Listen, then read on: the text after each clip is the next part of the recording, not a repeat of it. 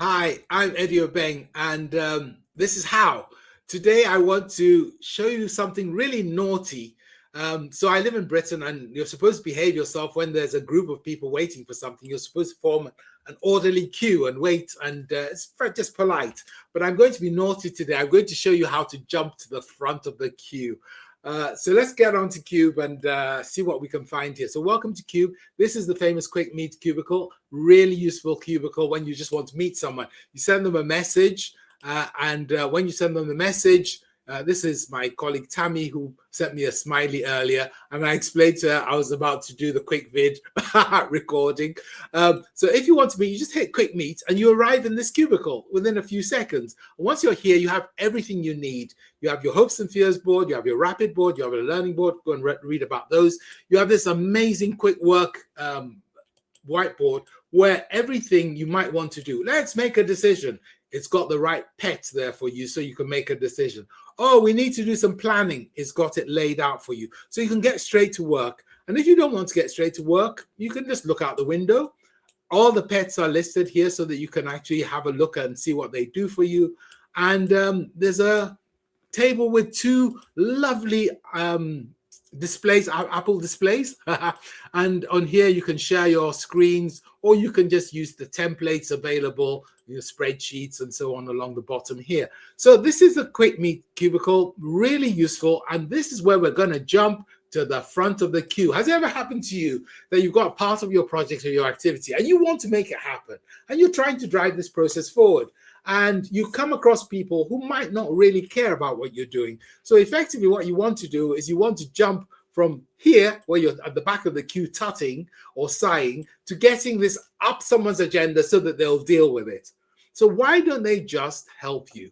Well, there's two different dimensions you have to think about. The first is, some people, when you ask them to do something, they go, oh, well, it's you. Oh, yes, I'll do it. They place a high priority on your request, either because of you or because of the project, or because someone else has asked them to do it, or it's their job or something else. Other people, you ask them to do something and they smile and nod, but really they'll do it when they get around to it. Have you seen this? Can you think of anyone who fits into this category with something you're working on? Yep, okay, great. Then the other thing is, sometimes they're actually competent. In other words, they can get on, they can do stuff, and they'll do the right stuff. Sometimes they're not really competent. So even if they want to do it, you're scared they'll do something useless. So let's have explore. Let's start with B, okay? So they're competent and they think what you're planning to do is an important thing. They've got it on their list. Show lots of gratitude. That's about it. Okay, let's pretend that they're prioritizing. Yes, I'll get straight onto that. And they're telling the truth. But unfortunately for you, they really don't know what they're doing. So you probably are worried. They might not deliver the so fast, good, cheap outcome you want. So you might want it good, and they're going to deliver something cheap. And so you know you're going to struggle with that.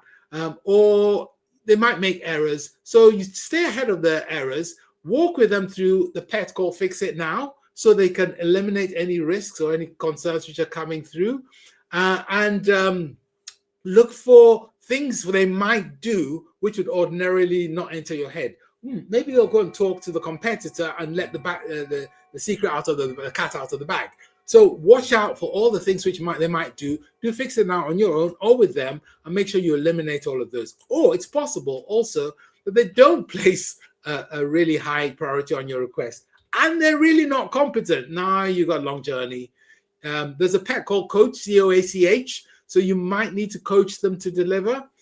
You might need to get a third party to influence them. So maybe they're not taking it seriously from you, but you get somebody they respect or know or report to suggest that this is a really crucial thing. And then they start to take it seriously.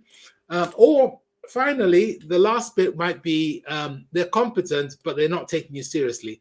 So for that, it's a reframe. Tell them you're building a cathedral and you're not just laying bricks, for example. Make sure that you actually build it up to the front, because you're going to say you're going to enjoy this, you're going to get fame and fortune out of it. Name drop them to senior sponsors. So all these different tricks you might need to do in order to get them to start to place a higher priority on what you're doing. So that's how you get to the front of the queue. It's really naughty because you're not supposed to get to the front of the queue. You're supposed to wait, but sometimes you're trying to save the world. Well, You're trying to save your part of the world. You can't save the world because you don't know what the world wants, but you're trying to save your part of the world, so it's worth jumping to the front of the queue. I've been Eddie Obeng. This is how. There's always a quick link. There is a newsletter you can subscribe to. So definitely see you again.